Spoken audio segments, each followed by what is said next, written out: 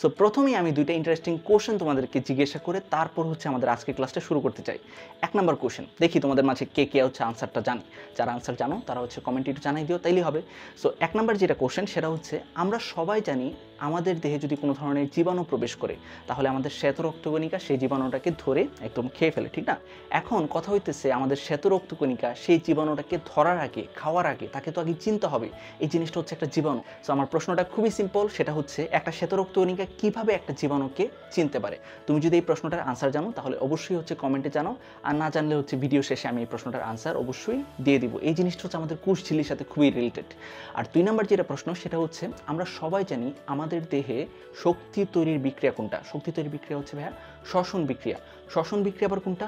শ্বসন বিক্রিয়া হচ্ছে ওই ছোটবেলায় যে পড়ছি, glucose plus oxygen equal to carbon dioxide plus পানি প্লাস এটিপি, সেই বিক্রিয়াটা। এখন কথা হইতেছে, এই শ্বসন বিক্রিয়াটা কোথায় সংঘটিত হয়? নিশ্চয়ই একটা কোষের ভিতরে যে মাইটোকন্ড্রিয়া আছে, সেই মাইটোকন্ড্রিয়ার ভিতরে হচ্ছে এই শ্বসন বিক্রিয়াটা সংঘটিত হয়। এখন আমার প্রশ্ন হচ্ছে, এই মাইটোকন্ড্রিয়া তো শুধুমাত্র কোথায় থাকে? প্রকৃত কোষজীবী থাকে। আদি কোষজীব যেমন ব্যাকটেরিয়ার দেহের মাঝে তো এই মাইটোকন্ড্রিয়া থাকে না। তাহলে একটু বলো তো ভাইয়া, যে মাইটোকন্ড্রিয়া ছাড়াও একটা ব্যাকটেরিয়া কিভাবে শক্তি তৈরি করতে পারে?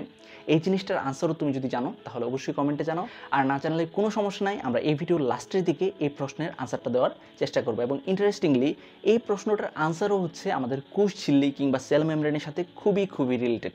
সো দুইটা প্রশ্ন দিয়ে আমরা শুরু করলাম। 1 নম্বর কথা, আমাদের শ্বেত রক্তকণিকা কিভাবে একটা জীবাণুকে চিনতে পারে, আর 2 নম্বর কথা, মাইটোকন্ড্রিয়া ছাড়াও একটা ব্যাকটেরিয়া কিভাবে শক্তি তৈরি করতে পারে বা শ্বসন বিক্রিয়াটা ঘটাতে পারে, এই জিনিসটা। আচ্ছা, এখন আমি সবাইকে রিকোয়েস্ট করবো ভিডিওটা একটু ফুল স্ক্রিন করে দেখতে, কারণ আপনাদের ধারণা না থাকলেও আমার লেখা সম্পর্কে আমার ধারণা আছে, আমি জানি আমার লেখা কতটা বিশ্রী। সো সবাই হচ্ছে একটু ভিডিওটা ফুল স্ক্রিন করে দেখো, তাহলে আশা করি পাশের যে স্লাইডটা তুমি দেখতে পাচ্ছ সেই স্লাইডের কথাগুলো তোমার জন্য বোঝা অনেকটা সহজ হবে। সো প্রথমেই আসো কোষ ঝিল্লি সংক্রান্ত বা সেল মেমব্রেন সংক্রান্ত আমরা কিছু বেসিক ইনফরমেশন জেনে নিই। 1 নম্বর কথা, কোষ ঝিল্লি হচ্ছে দুনিয়ার যত কোষ আছে সেই কোষটা আদি কোষ হোক, প্রকৃত কোষ হোক, উদ্ভিদ কোষ হোক কিংবা প্রাণী কোষ হোক, দুনিয়ার যত কোষ আছে সকল কোষের কমন একটা বৈশিষ্ট্য বা সাধারণ একটা বৈশিষ্ট্য হচ্ছে আমাদের কোষ ঝিল্লি। তুমি যে কোনো একটা কোষকে তুমি যদি তুলে আনো, সেই কোষের বাইরে অ্যাটলিস্ট কি থাকবে? অ্যাটলিস্ট থাকবে হচ্ছে কোষ ঝিল্লি। তাই আমরা বলতে পারি কোষ ঝিল্লি হচ্ছে দুনিয়ার সকল কোষের কমন বৈশিষ্ট্য। তুমি একটু পাশের চিত্রটা খেয়াল করো, চিত্রটা খেয়াল করলে দেখবা উদ্ভিদ কোষ, প্রাণী কোষ, দুইটা কোষের মাঝে কমন একটা জিনিস আছে, সেই জিনিসটা হচ্ছে দুইটা কোষের বাইরে কি আছে? কোষ ঝিল্লি আছে। শুধুমাত্র পার্থক্য এতটুকু যে উদ্ভিদ কোষের যে কোষ ঝিল্লি তার বাইরে আরেকটা জিনিস থাকে, যার নাম হচ্ছে কোষ প্রাচীর। সো কোষ প্রাচীর হচ্ছে শুধুমাত্র উদ্ভিদ কোষে থাকে, আর কোষ ঝিল্লি জিনিসটা উদ্ভিদ কোষেও থাকে, প্রাণী কোষেও থাকে। সো এই জিনিসটা আমরা জানলাম। 2 নম্বর কথা হচ্ছে, কোষ ঝিল্লিকে অনেক সময় বলা হয় সজীব কোষ ঝিল্লি। আচ্ছা, এটা কেন বলা হয়? কারণ কোষ ঝিল্লির ভিতরে দুইটা জিনিস ঘটে। তুমি যদি কোষের কোনো কিছুকে বলতে চাও যে এই জিনিসটা সজীব নাকি হচ্ছে জড় পদার্থ, তাহলে তোমাকে দুইটা প্রশ্ন করতে হবে তাকে। দুইটা প্রশ্নে সে যদি ইয়েস বলে তাহলে তুমি বলতে পারো সেই জিনিসটা হচ্ছে সজীব, আর যদি নো বলে সেক্ষেত্রে সেই জিনিসটা হচ্ছে নির্জীব কিংবা জড় পদার্থ। আর সেই দুইটা প্রশ্ন হচ্ছে তোমাকে গিয়ে প্রশ্ন করতে হবে 1 নম্বর কথা, যে ভাই তোমার কি চলন আছে কিনা, অর্থাৎ নড়াচড়া করো কিনা। যদি কোনো কিছু নড়াচড়া করে আমরা জানি যে সে হচ্ছে মোটামুটি সজীব একটা পদার্থ। 2 নম্বর কথা হচ্ছে তোমার ভিতরে কোনো ধরনের বিক্রিয়া কিংবা বিপাক সংঘটিত হয় কিনা। সো এই দুইটা প্রশ্নে সে যদি ইয়েস বলে তাহলে আমরা বলবো সে হচ্ছে একটা কোষের সজীব অংশ কিংবা সজীব পদার্থ। সো কোষ ঝিল্লির ক্ষেত্রে যে জিনিসটা দেখা যায় সেটা হচ্ছে কোষ ঝিল্লির মাঝে চলন কিংবা মুভমেন্ট আছে, পাশাপাশি কোষ ঝিল্লির ভিতরে বিপাক কিংবা বিক্রিয়া, যেটাকে একটু আধুনিক ভাষায় বললে মেটাবলিজমও বলা হয়, সেই জিনিসটাও কোষ ঝিল্লির ভিতরে সংঘটিত হয়। সো যেহেতু কোষ ঝিল্লির চলন আছে, পাশাপাশি হচ্ছে কোষ ঝিল্লির ভিতরে বিপাক কিংবা মেটাবলিজম অথবা সহজ বাংলায় বললে বিক্রিয়া সংঘটিত হয়, সেজন্যই কোষ ঝিল্লিকে আমরা বলতে পারি সজীব কোষ ঝিল্লি। আচ্ছা, 3 নম্বর যে জিনিসটা সেটা খুবই ইন্টারেস্টিং, সেটা হচ্ছে সর্বপ্রথম উদ্ভিদ কোষে কোষ ঝিল্লি আবিষ্কার করেন বিজ্ঞানী কার্ল নাগেলি। সো এই জিনিসটা হচ্ছে আমি এভাবে মনে রাখতাম যে বিজ্ঞানী নাগেলি হচ্ছে সর্বপ্রথম কোষ ঝিল্লি আবিষ্কার করেন 1855 সালে, এবং তিনি যেহেতু নতুন একটা কিছু আবিষ্কার করছেন তার জন্য তিনি হচ্ছে খুশিতে ঠেলায় নাগিন ডান্স শুরু করেন। ঠিক আছে, এইভাবে মনে রাখতে পারো। আচ্ছা, আমরা চলে যাই আমাদের পরবর্তী পেজে। সেখানে আমরা যে জিনিসটা জানবো সেটা হচ্ছে খুবই ইম্পর্টেন্ট। আমাদের কাছে যখন কেউ খুব বেশি হচ্ছে পছন্দের মানুষ হয়ে যায়, তখন আমরা যেমন তাকে বিভিন্ন ধরনের নামে ডাকি, প্রিয়তম বা প্রিয়তমা। সো ওইরকমভাবেই বিজ্ঞানীরা হচ্ছে কোষের ভিতরে কোনো কিছু যখন হচ্ছে খুবই গুরুত্বপূর্ণ হয়ে যায়, অনেক ধরনের কঠিন সব ফাংশন করে বা কাজ করে, তখন বিজ্ঞানীরা তাকে বিভিন্ন ধরনের নামে ডাকতে শুরু করেন। সো কোষ ঝিল্লি যেহেতু একটা কোষের জন্য খুবই গুরুত্বপূর্ণ একটা জিনিস, তার জন্য বিজ্ঞানীরা কোষ ঝিল্লির বিভিন্ন ধরনের নামে ডাকেন। সো এই নামগুলো খুবই ইম্পর্টেন্ট আমাদের এমসিকিউর জন্য। এমসিকিউতে প্রায়ই আসে নিচের কোনটি কোষ ঝিল্লির অপর নাম, সেক্ষেত্রে তোমাকে কিন্তু পারতে হবে। আমরা মোটামুটি 6টার মতো নাম যদি মনে রাখতে পারি তাহলেই হচ্ছে হয়ে যাবে। সে নামগুলো কি কি? কোষ ঝিল্লির অপর নাম হচ্ছে প্লাজমা মেমব্রেন, তারপর হচ্ছে বায়ো মেমব্রেন, তারপর hyalo membrane, plasmalemma, cytomembrane, cytoplasmic membrane. আচ্ছা, এই 6টা নামের মাঝে প্লাজমা মেমব্রেন, সাইটোমেমব্রেন বা সাইটোপ্লাজমিক মেমব্রেন এই নামগুলো আসছে এই কারণে যে কোষঝিল্লি হচ্ছে একটা কোষের সাইটোপ্লাজমের বাইরে একটা আবরণ আকারে থাকে, এই জন্যই তার নাম হচ্ছে প্লাজমা মেমব্রেন, সাইটোমেমব্রেন বা সাইটোপ্লাজমিক মেমব্রেন। বায়ো মেমব্রেন কেন? আমরা জানি বায়ো কথার আসছে হচ্ছে বায়োস থেকে, বায়োস মানে হচ্ছে জীবন, আর আমরা জানি জীবনের কমন একটা বৈশিষ্ট্য হচ্ছে নর্মালি হচ্ছে সেটা কোষ দ্বারা গঠিত হয়, যে কোনো একটা জীব কোষ দ্বারা গঠিত হয়। যেহেতু একটা কোষের সবচেয়ে বাইরে থাকে এই মেমব্রেনটা, সেই জন্য এটার নাম হচ্ছে বায়ো মেমব্রেন, ঠিক আছে। আচ্ছা, হায়ালো মেমব্রেন কেন? হায়ালো কথাটা আমরা বায়োলজিতে যেখানে পাবো আমাদের বুঝতে হবে হায়ালো মানে হচ্ছে গ্লাসের মতো দেখতে। সো একটা অফিস রুমে যেরকম হচ্ছে গ্লাস দিয়ে পার্টিশন করা থাকে, তেমনইভাবে কোষঝিল্লি যেহেতু একটা কোষের সকল অঙ্গাণুগুলোর বাইরে একটা গ্লাসের আবরণের মতো কাজ করে, সেই জন্য এটার নাম হচ্ছে হায়ালো মেমব্রেন। তারপর প্লাজমা লেমা কথাটা কেন আসছে? ওই আগের মতোই, এটা যেহেতু হচ্ছে আমাদের সাইটোপ্লাজমের বাইরে অবস্থিত একটা পর্দা, সেই জন্য তার নাম হচ্ছে প্লাজমা লেমা। সো এই ক্ষেত্রে আমরা যে জিনিসটা জানলাম সেটা হচ্ছে কোষঝিল্লির অপর নামগুলো কী কী, এই নামগুলো খুবই ভালো করে হচ্ছে মনে রাখবা। পাশাপাশি হচ্ছে এই নামগুলো কেন আসছে সেই জিনিসটা আমরা জানলাম। সো এই নামগুলো কেন ইম্পর্টেন্ট সেই জিনিসটা আমি আরেকটু উদাহরণের মাধ্যমে তোমাদেরকে বোঝানোর চেষ্টা করছি। এরকমভাবে অনেক সময় প্রশ্নে আসতে পারে যে নিচের কোনটি একটা কোষের সজীব উপাদান, তাহলে যদি অপশনে থাকে কোষ প্রাচীর, প্লাজমা লেমা, উপরের দুইটাই, আবার হচ্ছে কোনোটিই নয়, তাহলে আনসার কী হবে? আনসার কিন্তু হবে প্লাজমা লেমা। কিন্তু প্লাজমা লেমা এই জিনিসটা যে সঠিক আনসার অর্থাৎ কোষঝিল্লি, সেটা জানার আগে তোমার তো এটা জানতে হবে যে কোষঝিল্লির অপর একটা নাম হচ্ছে প্লাজমা লেমা। সেই জন্যই কোষঝিল্লির এই নামগুলো একটু কষ্ট করে হচ্ছে তোমাদের মনে রাখতে হবে। আচ্ছা, আমরা এবার চলে যাই হচ্ছে কোষঝিল্লির গঠনে। কোষঝিল্লির গঠন দেখতে কীরকম সেই জিনিসটা নিয়ে বিজ্ঞানীদের মধ্যে অনেক বেশি হচ্ছে তোমার কন্ট্রোভার্সি ক্রিয়েট হয়েছিল, অনেক বেশি মত পার্থক্য তৈরি হয়েছিল। সো এক এক বিজ্ঞানী হচ্ছে এক এক ধরনের কথা বলতেছিলেন যে কোষঝিল্লি হচ্ছে এরকম, কোষঝিল্লি হচ্ছে এরকম। সো তাদের কারো কথাই হচ্ছে মিলতেছিল না, ঠিক আছে। সো সর্বপ্রথম এই মতামতগুলোর মাঝে সর্বপ্রথম যে বিজ্ঞানীরা হচ্ছে একটা সুস্পষ্ট মডেল দাঁড় করাইছেন যে এই জিনিসটা হচ্ছে এরকম দেখতে, তারা হচ্ছে বিজ্ঞানী ডেনেলি এবং ডেপসন। সো ডেনেলি এবং ডেপসন তাদের প্রিয় খাবার সম্ভবত ছিল স্যান্ডউইচ। তো তারা বললেন যে কোষঝিল্লি হচ্ছে আসলে একটা স্যান্ডউইচের মতো দেখতে। একটা স্যান্ডউইচের, আমরা পরে পেজে চলে যাই।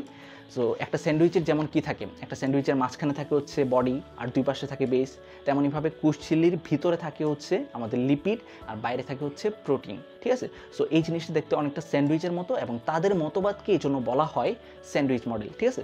সো আমরা মনে রাখবো কোষঝিল্লির গঠন ব্যাখ্যায় সর্বপ্রথম যে মডেলটা হচ্ছে সুস্পষ্ট ধারণা দেয় বিজ্ঞানীদের কাছে, সেই মডেলটার নাম হচ্ছে স্যান্ডউইচ মডেল, কারণ এই মডেল অনুযায়ী কোষঝিল্লির গঠন দেখতে অনেকটা স্যান্ডউইচের মতো। আর একটু খেয়াল করে দেখো, এই ক্ষেত্রে বিজ্ঞানী ডেনেলি এবং ডেপসন যে প্রস্তাবটা করছিলেন সেটা হচ্ছে কোষঝিল্লির ভিতরে থাকে দ্বিস্তর বিশিষ্ট লিপিড, এই জন্য বলা হচ্ছে লিপিডের বাই লেয়ার থাকে। বাই কথার মানে হচ্ছে দুই, আমরা অলরেডি হচ্ছে কিওয়ার্ড টেকনিক থেকে সেই জিনিসটা জানি। আর পাশাপাশি সেই দ্বিস্তরী লিপিডের উপর মোনো লেয়ার বা এক স্তর বিশিষ্ট কি থাকে, প্রোটিন থাকে। আমরা জানি মোনো মানে হচ্ছে বরিশালের মোনো না, বায়োলজিতে মোনো মানে বোঝানো হয় এক। সুতরাং এই ক্ষেত্রে যেহেতু প্রোটিনের একটা লেয়ার থাকে সেজন্য এটাকে বলা হয় মোনো লেয়ার, ঠিক আছে। সো আশা করি এই জিনিসটা বুঝতে পারছো স্যান্ডউইচ মডেল কীরকম ছিল। সো স্যান্ডউইচ মডেল কোষঝিল্লির গঠন ব্যাখ্যায় খুব বেশি দিন টিকতে পারে নাই। তারপরে চলে আসে বিজ্ঞানী রবার্টসনের ইউনিট মেমব্রেন হাইপোথিসিস। সো এই মডেল অনুযায়ী বিজ্ঞানী রবার্টসন বলছেন যে কোষঝিল্লি আসলে দ্বিস্তরী না, কোষঝিল্লি হচ্ছে ত্রিস্তরী, অর্থাৎ প্রোটিন, লিপিড, প্রোটিন এইরকম একটা ইউনিট মেমব্রেন গঠন করে। এবং যেহেতু ইউনিট মেমব্রেন গঠন করে, ত্রিস্তরী একটা ইউনিট মেমব্রেন গঠন করে, সেই জন্যই তার এই মডেলটাকে বলা হয় ইউনিট মেমব্রেন হাইপোথিসিস। এবং এই মডেলটা খুব বেশি দিন লাস্টিং করতে পারে নাই, পরবর্তীতে চলে আসে হচ্ছে ব্যানসনের মডেল, লেনার্ড এবং সিঙ্গার্সের মডেল। সো এই মডেলগুলো খুব বেশি হচ্ছে সুন্দর বর্ণনা দিতে পারতেছিল না। সো যেহেতু হচ্ছে এই মুভিটা শেষ হইতে হবে, আমরা পরে পেজে চলে যাই। সো এই মুভির শেষে 1972 সালে সর্বপ্রথম একজন বিজ্ঞানী যার নাম হচ্ছে সিঙ্গার, উনি গান করতেন, আরেকজন বিজ্ঞানী যার নাম হচ্ছে নিকোলসন, তারা হচ্ছে সর্বপ্রথম কোষঝিল্লির গঠন ব্যাখ্যা একটা সুন্দর এবং গুছানো একটা মডেল উপস্থাপন করেন যার নাম হচ্ছে ফ্লুইড মোজাইক মডেল। এবং এই মডেলটাই কোষঝিল্লির গঠন ব্যাখ্যায় বিজ্ঞানী মহলে সবচেয়ে বেশি পরিমাণ জনপ্রিয় হয় এবং বেশিরভাগ বিজ্ঞানী হচ্ছে এই জিনিসটা মেনে নিয়েছেন যে কোষঝিল্লির গঠন হয়তো বা আসলেই দেখতে এরকমই। তো যেহেতু কোষঝিল্লির গঠন ব্যাখ্যায় এই ফ্লুইড মোজাইক মডেলকে বিজ্ঞানীরা সবচেয়ে বেশি পরিমাণ সাপোর্ট করেছেন, তার জন্য আমাদের পরীক্ষার জন্য খুবই গুরুত্বপূর্ণ হচ্ছে এই ফ্লুইড মোজাইক মডেল। এবং আমরা মনে রাখবো যে ফ্লুইড মোজাইক মডেল অনুযায়ী কোষঝিল্লিতে থাকা এই প্রোটিন অণুগুলা লিপিডের মাঝে অনেকটা আইসবার্গের মতো ছড়াই ছিটে হচ্ছে ভেসে থাকে, সেই জন্য অনেক সময় হচ্ছে ফ্লুইড মোজাইক মডেলকে বলা হয় আইসবার্গ মডেল। এই জিনিসটি তো মনে রাখো, এমসিকিউতে আসতে পারে।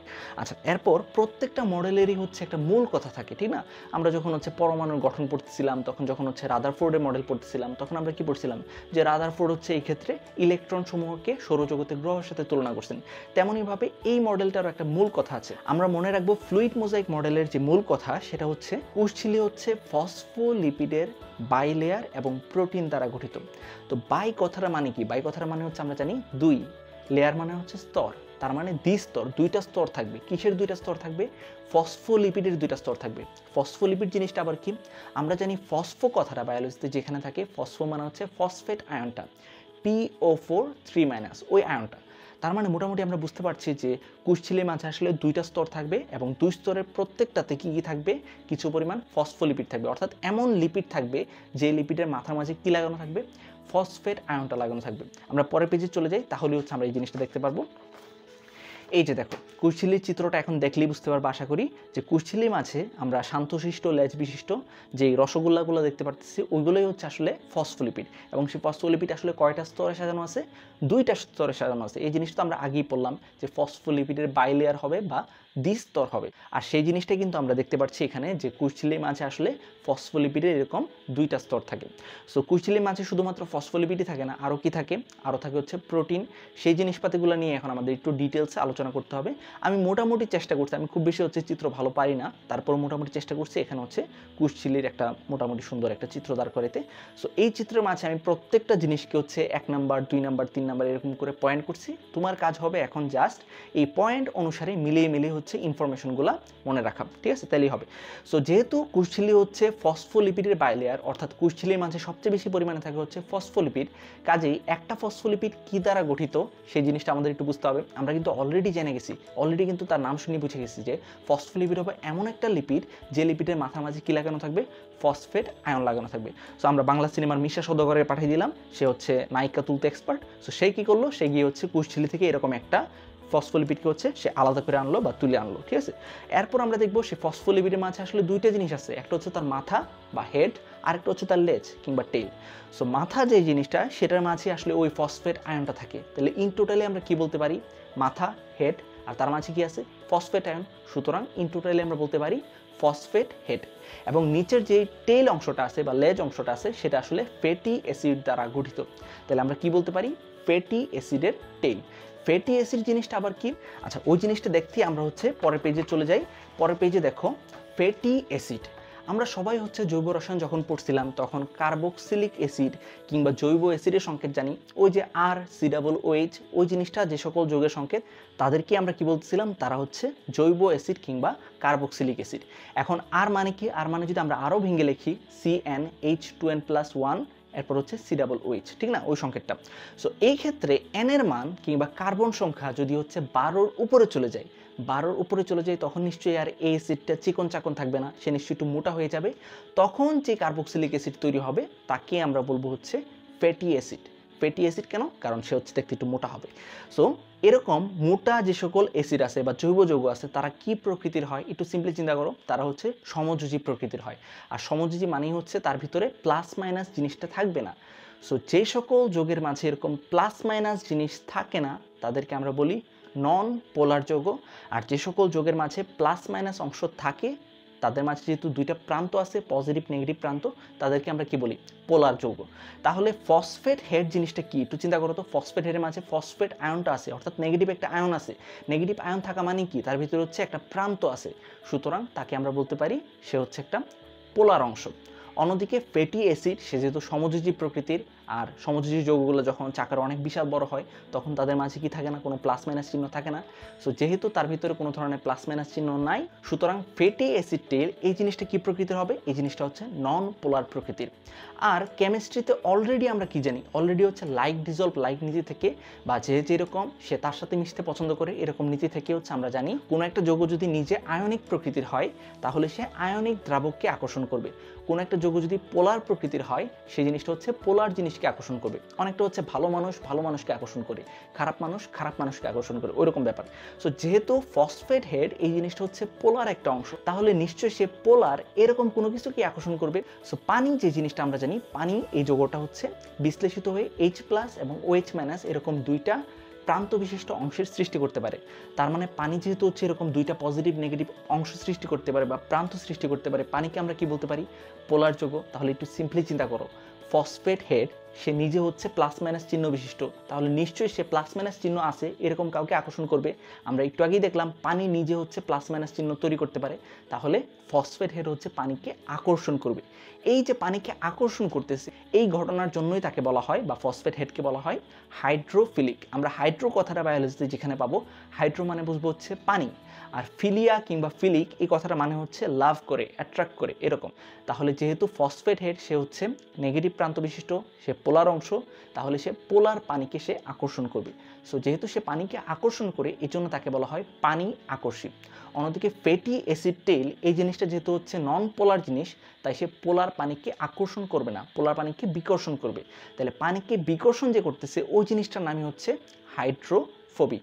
তাহলে আমরা মনে রাখবো আমাদের ফসফেট হেড সে হচ্ছে হাইড্রোফিলিক বা পানি আকর্ষী, অন্যদিকে ফ্যাটি অ্যাসিড টেল সে হচ্ছে পানি বিকর্ষী। তাহলে আমরা কি শেষ করলাম? আমরা শেষ করলাম যে কোষঝিল্লির যে প্রধান রাসায়নিক উপাদান ফসফোলিপিড, সেই ফসফোলিপিড হচ্ছে বাইলেয়ার থাকে এবং প্রত্যেকটা ফসফোলিপিড দুইটা জিনিস দ্বারা গঠিত, ফসফেট হেড, ফ্যাটি অ্যাসিড টেল। কোনটা হাইড্রোফিলিক, কোনটা হাইড্রোফোবিক, কেন হাইড্রোফিলিক, কেন হাইড্রোফোবিক, সেই জিনিসটা আমরা শেষ করলাম। আচ্ছা, এখানে আরেকটা কথা, সেটা হচ্ছে একটু দেখো কি লেখা আছে, যে কোষঝিল্লির কিছু অংশ, মানে কোষঝিল্লির মাঝে যে ফসফোলিপিড আমরা দেখছিলাম, সেই ফসফোলিপিডের কিছু অংশ হচ্ছে পানিকে আকর্ষণ করতেছে, কিছু অংশ পানিকে বিকর্ষণ করতেছে। এরকম যে আকর্ষণ বিকর্ষণ দুইটা জিনিসই যেহেতু কোষঝিল্লির ভিতরে দেখা যায়, সেই জন্য এই কোষঝিল্লি হচ্ছে একটা বৈষম্য ভেদ্য পর্দা আকারে কাজ করতে পারে। আমরা জানি যেই পর্দা কিনা তার ভিতর দিয়ে কোনো কিছু পাস হতে গেলে বৈষম্য করে, কাউকে কাউকে আসতে দেয়, কাউকে কাউকে আসতে দেয় না, এরকম পর্দাকে বলা হয় বৈষম্য ভেদ্য পর্দা। কোষঝিল্লি হচ্ছে একটা বৈষম্য ভেদ্য পর্দা আকারে কাজ করতে পারে এবং এই জন্যই দেখা যায় যে কোষঝিল্লি অনেক অনেক আমাদের কোষের জন্য ক্ষতিকর এরকম পদার্থকে সে হচ্ছে বাইরে আটকে দিতে পারে। আচ্ছা, আমরা চলে যাই আমাদের পরবর্তী পেজে। সেখানে আমরা দেখব যে কোষঝিল্লির ভিতরে আসলে শুধুমাত্র ফসফোলিপিডই থাকে না, আরও কি থাকে, 3 ধরনের প্রোটিন থাকে। ঠিক আছে, সেই 3 ধরনের প্রোটিনের মাঝে একটু চিত্রটা খেয়াল করো, যার পাশে যে চিত্রটা আমি আঁকছি সেই জিনিসটা একটু খেয়াল করো। সেই চিত্রের মাঝে দেখবা যে একটা প্রোটিনের নাম হচ্ছে, 2 নাম্বার যে জিনিসটা আমি চিহ্নিত করছি তার নাম হচ্ছে ইন্টিগ্রাল প্রোটিন কিংবা অন্তর্নিহিত প্রোটিন। তার নাম শুনে কিন্তু আমরা বুঝতে পারতেছি তার অবস্থানটা কোথায় হবে, তার অবস্থান হবে কোষঝিল্লির ভিতরে। অন্তর্নিহিত মানে কি, কোষঝিল্লির ভিতরে অবস্থান হবে এবং ভিতর থেকে আমরা দেখব যে 2 প্রান্ত পর্যন্ত, কোষঝিল্লির 2 প্রান্ত পর্যন্ত সে হচ্ছে বিস্তৃত। 2 নাম্বার যে প্রোটিনটা আমরা দেখব তার নাম হচ্ছে পেরিফেরাল প্রোটিন। আমরা মনে রাখবো বায়োলজিতে যেখানে হচ্ছে পেরি কথাটা পাবো, পেরি মানে হচ্ছে প্রান্তের দিকে, মনে রাখবো সবসময় পেরি মানে হচ্ছে প্রান্তের দিকে বা পরিধির দিকে। তাহলে কোষঝিল্লিতে থাকা যে প্রোটিনটার অবস্থান হবে কোষঝিল্লির যে কোনো এক প্রান্তের দিকে, তাকে আমরা বলবো হচ্ছে পেরিফেরাল প্রোটিন। ওই যে দেখো চিত্রটার মাঝে দেখো যে 3 নাম্বার পয়েন্টে আমি যেটাকে দেখাইছি সেই জিনিসটার নামই হচ্ছে পেরিফেরাল প্রোটিন। 4 নাম্বার হচ্ছে ট্রান্স মেমব্রেন প্রোটিন বা আন্তঃঝিল্লি প্রোটিন, এটাকে অনেক সময় লিপিড সম্পৃক্ত প্রোটিনও বলা হয়। তাহলে আমরা একটু তার নামটা বিশ্লেষণ করি, তার নাম হচ্ছে আন্তঃঝিল্লি প্রোটিন। আন্তঃঝিল্লি কথাটা মানে কি, আন্তঃঝিল্লি মানে হচ্ছে সেই কোষঝিল্লির 2টা স্তরকে সে কী করবে, ভেদ করবে, অর্থাৎ কোষঝিল্লির ভিতর দিয়ে একটা টানেল কিংবা সুড়ঙ্গ সে গঠন করবে। আর ট্রান্স মেমব্রেন যেহেতু তার নাম, ট্রান্স কথাটার সাথে আমরা ট্রান্সপোর্টের একটা মিল পাই, আমরা পরে পেজে চলে যাই। হ্যাঁ, ট্রান্স কথাটার সাথে আমরা ট্রান্সপোর্টের একটা মিল পাই, ট্রান্সপোর্ট সেখান থেকে ট্রান্স। সো আমরা এখান থেকে এভাবে মনে রাখতে পারি যে ট্রান্সমেমব্রেন প্রোটিনের কাজ হবে কোষঝিল্লির ভিতর দিয়ে একটা সুড়ঙ্গের মতো রাস্তা তৈরি করা এবং সেই রাস্তা দিয়ে কোনো কিছু কোষঝিল্লির ভিতর থেকে বাইরে নিয়ে যাওয়া বা বাইরে থেকে কোষঝিল্লির ভিতরে নিয়ে আসা। তাহলে আমরা বুঝলাম যে ট্রান্সমেমব্রেন প্রোটিনের কাজটাও বুঝলাম। এবার তার গায়ে যেহেতু হচ্ছে কিছু পরিমাণ লিপিড লাগানো থাকে, সেজন্যই হচ্ছে তাকে বলা হয় লিপিড সম্পৃক্ত প্রোটিন। তাহলে আমরা খুব সিম্পল কথা, কোষঝিল্লির গঠন ব্যাখ্যায় ফার্স্টে হচ্ছে ফসফোলিপিডের ব্যাখ্যা দিলাম। তারপর আমরা জানলাম যে শুধুমাত্র ফসফোলিপিডই থাকে না, এখানে আসলে 3 ধরনের প্রোটিন থাকে। সেই প্রোটিনগুলো হচ্ছে ইন্টিগ্রাল বা অন্তর্নিহিত প্রোটিন, পেরিফেরাল বা হচ্ছে প্রান্তীয় প্রোটিন, আর 3 নাম্বার থাকে ট্রান্সমেমব্রেন বা আন্তঃঝিল্লি প্রোটিন কিংবা আমরা বলতে পারি লিপিড সম্পৃক্ত প্রোটিন। সো এই জিনিসটা আশা করি তোমাদের একদম ক্লিয়ার হয়ে গেছে। এরপর আমরা যে জিনিসটা জানবো সেটা হচ্ছে কোষঝিল্লির ভিতরে থাকে গ্লাইকোলিপিড, গ্লাইকোপ্রোটিন। এখন এই জিনিসটা আবার কি ভাইয়া? সো আমরা হচ্ছে বায়োলজি আড্ডার অলরেডি যে কিওয়ার্ডের ভিডিওগুলো আছে সেগুলো দেখলেই তুমি দেখবা যে একটা ভিডিওতে আমি বলছি গ্লাইকো কথাটা বায়োলজিতে যেখানে পাবা, গ্লাইকো মানে হচ্ছে গ্লুকোজ। তার মানে বুঝতে পারছো যে এই জিনিসটার মধ্যে আসলে গ্লুকোজ থাকবে। এখন তুমি একটু পাশের চিত্রটা খেয়াল করো, চিত্রের মাঝে দেখো 6 নাম্বার এবং 5 নাম্বার এবং 6 নাম্বার দিয়ে আমি যেই অংশগুলো হচ্ছে চিহ্নিত করছি সেগুলো একটু খেয়াল করো। খেয়াল করলে দেখবা যে এই জিনিসটা হচ্ছে অনেকটা গাছের ডালপালার মতো। এই ডালপালাগুলো আসলে কি? ডালপালাগুলো হচ্ছে আসলে গ্লুকোজের চেইন। এই গ্লুকোজের চেইনগুলোর মাঝে কিছু কিছু দেখবা হচ্ছে ফসফোলিপিড, অর্থাৎ ওই রসগোল্লাগুলোর সাথে যুক্ত আছে, আবার কিছু কিছু হচ্ছে কোনো একটা প্রোটিনের সাথে যুক্ত আছে। সো আমরা সিম্পলি মনে রাখবো গ্লুকোজের বা কার্বোহাইড্রেটের এই যে চেইনটা, এই যে শিকলটা, সেটা যদি এরকম কোনো একটা ফসফোলিপিডের সাথে লাগানো থাকে তাহলে গ্লুকোজ আর আছে lipid, glucose plus lipid equal to কি হয়? গ্লাইকোলিপিড। আর এরকম যে গ্লুকোজের চেইন কিংবা কার্বোহাইড্রেটের যে চেইনটা আছে সেই চেইনটা যদি কোনো একটা প্রোটিনের সাথে লাগানো থাকে তখন তাকে বলা হবে গ্লাইকোপ্রোটিন। সো সিম্পলভাবে মনে রাখবা যে গ্লাইকোলিপিড গ্লাইকোপ্রোটিন এই কথাগুলো হচ্ছে অনেকটা কাছাকাছি। সো তারা হচ্ছে আসলে মেলায় হারিয়ে যাওয়া দুই ভাই, ছোটোবেলায় মেলায় হারিয়ে যাওয়া দুই ভাই। সো এই জন্য হচ্ছে বিজ্ঞানীরা এই গ্লাইকোপ্রোটিন এবং গ্লাইকোলিপিডকে একসাথে একটা নাম দেন যে তোমরা হচ্ছে একত্রিতভাবে গ্লাইকোকেলিক্স আকারে পরিচিত হবা। সো আমরা সিম্পলভাবে মনে রাখবো, যদি পরীক্ষাতে প্রশ্ন আসে গ্লাইকোকেলিক্স কাকে বলে, সিম্পলভাবে আনসার কী দিবা? আনসার দিব হচ্ছে গ্লাইকোপ্রোটিন এবং গ্লাইকোলিপিডকে একত্রিতভাবে বলা হয় গ্লাইকোকেলিক্স। ঠিক আছে? আচ্ছা, এই গ্লাইকোকেলিক্সগুলোর একটা খুবই, আমরা পরে পেজে চলে যাই, এই গ্লাইকোকেলিক্সগুলোর একটা খুবই গুরুত্বপূর্ণ ভূমিকা আছে। সেই ভূমিকাটা হচ্ছে এরা হচ্ছে কোষের চিহ্নিতকারী কিংবা রিকগনাইজার হিসেবে কাজ করে। এখন চিহ্নিতকারী জিনিসটা কি? একটা কোষ আরেকটা কোষ যদি পাশাপাশি অবস্থান করে তাহলে এই কোষটাকে ওই কোষটা থেকে আলাদা করার কাজটা বা হচ্ছে তোমার সেপারেট করার কাজটা করে হচ্ছে এই গ্লাইকোলিপিডগুলো। এই তোমার হচ্ছে এই ডালপালাগুলো দেখে বোঝা যায় যে আচ্ছা এই ডালপালাটা হচ্ছে এই কোষটার, এই ডালপালাটা হচ্ছে এই কোষটার। সো এইভাবে হচ্ছে আমাদের যে গ্লাইকোকেলিক্সগুলো আছে সেগুলো দুইটা কোষকে চিহ্নিত করতে বা আলাদা করতে হচ্ছে হেল্প করে, কিংবা আমরা বলতে পারি কোষগুলার রিকগনাইজার আকারে কাজ করে। রিকগনিশন মানেই হচ্ছে চিহ্নিত করা। আচ্ছা, এরপর তাহলে তুমি দেখো যে কোষঝিলির মাঝে আমরা কি পাইলাম? ফসফোলিপিড, তারপর হচ্ছে পাইলাম হচ্ছে আমাদের প্রোটিন, লিপিড প্রোটিন পাইলাম, তারপর হচ্ছে কার্বোহাইড্রেট অর্থাৎ গ্লুকোজও পাইলাম। সো সব কিছুই কোষঝিলির ভিতরে আছে। তাহলে আমাদের সবসময় যে হচ্ছে ঝামেলা লাগাই সে আর বাদ যাবে কেন? তার নাম হচ্ছে কোলেস্টেরল। সো আমরা মনে রাখবো কোলেস্টেরলও কোষঝিলিতে কিছু পরিমাণে পাওয়া যায়। এখন কোলেস্টেরলের কাজটা কি? কোলেস্টেরলের কাজ হচ্ছে কোষঝিলির ভেদ্যতা কিংবা পারমিয়েবিলিটি নিয়ন্ত্রণ করা। এই জিনিসটা আমাদের একটু বুঝতে হবে, কোষঝিলির পারমিয়েবিলিটি কিংবা ভেদ্যতা জিনিসটার মানেটা কি। সো সিম্পলভাবে মনে রাখবা যে কোলেস্টেরল জিনিসটা আসলে নিজে কীরকম প্রকৃতির। কোলেস্টেরল নিজে হচ্ছে তেল চর্বি প্রকৃতির। তাহলে কোষঝিলির ভিতরে কোনো একটা কারণে কোলেস্টেরলের পরিমাণ যদি বেড়ে যায়, কোষঝিলির নিজে কীরকম হবে ভাইয়া? কোষঝিলির নিশ্চয়ই নিজে হবে হচ্ছে তেল চর্বি প্রকৃতির। তখন সে তেল চর্বি জাতীয় কিংবা নন পোলার জাতীয় অন্য কোনো কিছুকে সে তার ভিতর দিয়ে ইজিলি হচ্ছে পাস করতে দিবে। পোলার কোনো কিছুকে সে হচ্ছে খুব বেশি একটা পাস করতে দিবে না। অর্থাৎ আমরা বলতে পারি কোষঝিলির ভিতরে যখন কোলেস্টেরলের পরিমাণ বেড়ে যায় তখন নন পোলার জিনিসের কোষঝিলির ভিতর দিয়ে ভেদ্যতা হচ্ছে বেড়ে যায়। ঠিক আছে? আচ্ছা, এর বিপরীত সিচুয়েশনটাও চিন্তা করো যে কোষঝিলিতে যদি কোনো কারণে কোলেস্টেরলের পরিমাণ কমে যায় তাহলে কোষঝিলি তখন কি করবে? ঠিক তার উল্টা ঘটনা করবে। তখন হচ্ছে কোষঝিলি নন পোলার জিনিসপাতিকে তার ভিতর দিয়ে কম পরিমাণ পাস করতে দিবে। অন্যদিকে পোলার জাতীয় জিনিসপাতি যেমন হচ্ছে তোমার সোডিয়াম ক্লোরাইড বা আয়নিক টাইপের যে জিনিসপাতিগুলো আছে সেগুলোকে তার ভিতর দিয়ে বেশি বেশি পরিমাণে হচ্ছে পাস করতে দিবে। তাহলে কোন জিনিসটা কখন পাস হবে বা নন পোলার বা পোলার যে কোনো একটা জিনিস কখন একটা কোষঝিলিকে বেশি বেশি পরিমাণ ভেদ করবে সেই জিনিসটা ডিপেন্ড করতেছে কিন্তু কোষঝিলিতে থাকা কোলেস্টেরলের পরিমাণটার উপর। কোলেস্টেরলের পরিমাণ বেড়ে গেলে নন পোলার জিনিস বেশি বেশি ভেদ করে, কোলেস্টেরলের পরিমাণ কমে গেলে পোলার কিংবা আয়নিক জিনিস কোষঝিলিকে বেশি বেশি ভেদ করে। সো এইভাবেই হচ্ছে কোলেস্টেরল আমাদের কোষঝিলির পারমিয়েবিলিটি কিংবা ভেদ্যতাকে নিয়ন্ত্রণ করে। আচ্ছা, আমরা পরে পেজে চলে যাই। সো এই জিনিসপাতিগুলো কিন্তু আমরা আশা করি অনেক অনেক ইজিলি হচ্ছে বুঝতে পারছি। ঠিক আছে? আচ্ছা, এখন কথা হচ্ছে ভাই এত কিছু যে আপনি পড়াইলেন, এত কিছু আমরা পরীক্ষার হলে পরীক্ষার খাতার মাঝে কীভাবে হচ্ছে সিরিয়াল ওয়াইজ সুন্দর করে হচ্ছে প্রেজেন্ট করবো, এত কিছু তো মনে রাখা আমাদের জন্য কষ্ট হয়ে যাচ্ছে। প্লিজ একটা সহজ একটা সলিউশন বাতাই দেন। একটু খেয়াল করে দেখো, সেই জিনিসটা হচ্ছে ভাই একটু বলে দিছি। সো ফার্স্টে আমাদের যে জিনিসটা ব্যাখ্যা করতে হবে সেটা হচ্ছে আমরা মূল কথাটা থেকে শুরু করব। আমরা মূল কথাটা মাথায় রাখবো যে ফ্লুইড মোজাইক মডেল অনুযায়ী কোষঝিলি হচ্ছে আসলে ফসফোলিপিডের বাইলেয়ার। তাহলে প্রথম আমাদের কি ব্যাখ্যা করতে হবে? এক নম্বর ব্যাখ্যা করতে হবে হচ্ছে ফসফোলিপিড সম্পর্কে। আমরা ফার্স্টে বলবো কোষঝিলি হচ্ছে ফসফোলিপিডের একটা বাইলেয়ার, অর্থাৎ কোষঝিলিতে থাকা ফসফোলিপিডগুলো দুইটা স্তরে সাজানো থাকে। সেই একটা ফসফোলিপিডের মাঝে দুইটা জিনিস থাকে, একটা হচ্ছে তার মাথা ফসফেট হেড আর একটা হচ্ছে ফ্যাটি অ্যাসিড টেল। কোনটা পানি আকর্ষী কোনটা পানি বিকর্ষী, মানে হাইড্রোফিলিক হাইড্রোফোবিক, ওই জিনিসটা ব্যাখ্যা করব। তারপর ব্যাখ্যা করব হচ্ছে কোষঝিলিতে থাকা তিন ধরনের প্রোটিন, ইন্টিগ্রাল, পেরিফেরাল, ট্রান্সমেমব্রেনের কথা। তারপর আমরা ব্যাখ্যা করব গ্লাইকোপ্রোটিন, গ্লাইকোলিপিড অর্থাৎ গ্লাইকোকেলিক্সের কথা। সেই গ্লাইকোকেলিক্সগুলো যে কোষকে চিহ্নিত করতে কিংবা রিকগনাইজার আকারে কাজ করে সেই জিনিসটা আমরা ব্যাখ্যা করব। এবং সবশেষে আমরা ব্যাখ্যা করব হচ্ছে কোলেস্টেরলের কথা। সো কোলেস্টেরল সম্পর্কে এত বেশি হচ্ছে ভাইয়া যেভাবে হচ্ছে ইচ্ছা মতো হচ্ছে ব্যাখ্যা করছে, এত কিছু বলার দরকার নাই। জাস্ট এই কথাটা লিখলেই হবে যে কোলেস্টেরলের পরিমাণটা কোষঝিলির ভেদ্যতা বা পারমিয়েবিলিটি এই জিনিসটাকে কন্ট্রোল করে, এই জিনিসটা লিখলে হবে। সো এভাবেই হচ্ছে জাস্ট এই কয়েকটা স্টেপ ফলো করে আশা করি কোষঝিলি কিংবা ফ্লুইড মোজাইক মডেলের বর্ণনাটা তুমি পরীক্ষার খাতায় খুব সুন্দর করে হচ্ছে লিখে দিয়ে আসতে পারবা। আর অবশ্যই অবশ্যই হচ্ছে চিত্র যখন আঁকবা একটা অবশ্যই মাস্ট টিপ হচ্ছে চিত্র আঁকার সাথে সাথে কোনটা হচ্ছে কোষের ভিতরের দিক কোনটা হচ্ছে কোষের বাইরের দিক এই জিনিসটা হচ্ছে একটু লিখে দিও, না হয়তো কিন্তু স্যার হচ্ছে মার্কস কেটে দিতে পারেন। আচ্ছা, সো এই জিনিসপাতিগুলো আমরা ক্লিয়ার করে ফেললাম। এবার আমরা যে জিনিসটা জানবো সেটা হচ্ছে কোষঝিলি সম্পর্কে কিছু স্পেশাল টার্ম। ঠিক আছে, এই টার্মগুলো হচ্ছে বইতে পড়তে গেলে দেখবা কোনো ব্যাখ্যা করা হয়েছে না, ডিরেক্টলি হচ্ছে বলে দিছে, কিন্তু এই জিনিসটা আমাদের একটু বুঝতে হবে, ফিল করতে হবে। সো 1 নম্বর যে জিনিসটা আমরা জানবো সেটা হচ্ছে ফ্লিপ ফ্লপ মুভমেন্ট। এই জিনিসটা মানে কি? মুভমেন্ট মানে তো চলন, অর্থাৎ কোনো কিছু নড়াচড়া করবে। সো ফ্লিপ ফ্লপ মুভমেন্ট হচ্ছে কুশচিলিতে আমরা দেখছি ফসফোলিপিডগুলো 2টা স্তরে সাজানো থাকে, ঠিক না? সো 2টা স্তরে সাজানো থাকা এরকম যে কোনো একটা স্তরের কথা চিন্তা করো, একটা স্তরে এরকম ধরো 2টা ফসফোলিপিড আছে। সো সেই ফসফোলিপিডগুলো এই ফ্লুইড মোজাইক মডেল অনুযায়ী একদম স্থির হয়ে বসে থাকে না, তারা কি করে কিছুক্ষণ পরে পরে হচ্ছে নিজেদের মধ্যে জায়গা পরিবর্তন করে, ইন্টারচেঞ্জ করে জায়গাটা। সো কুশচিলির যে কোনো একই স্তরে থাকা এরকম 2টা ফসফোলিপিড পরস্পরের মাঝে যে জায়গা পরিবর্তন করতেছে, এই মুভমেন্ট কিংবা এই চলনটার নামই হচ্ছে ফ্লিপ ফ্লপ মুভমেন্ট। একটু চিত্রটা খেয়াল করলে দেখো যে এর জায়গায় হচ্ছে বি চলে গেছে, বি এর জায়গায় হচ্ছে এ চলে আসছে, ওই যে পরস্পরের যে চেঞ্জ, ঠিক আছে, পরস্পরের যে হচ্ছে জায়গা পরিবর্তন, ওই জিনিসটার নামই হচ্ছে ফ্লিপ ফ্লপ মুভমেন্ট। সো এই জিনিসটা আশা করি এতদিন না জানলেও আমরা আজকে বুঝতে পারলাম।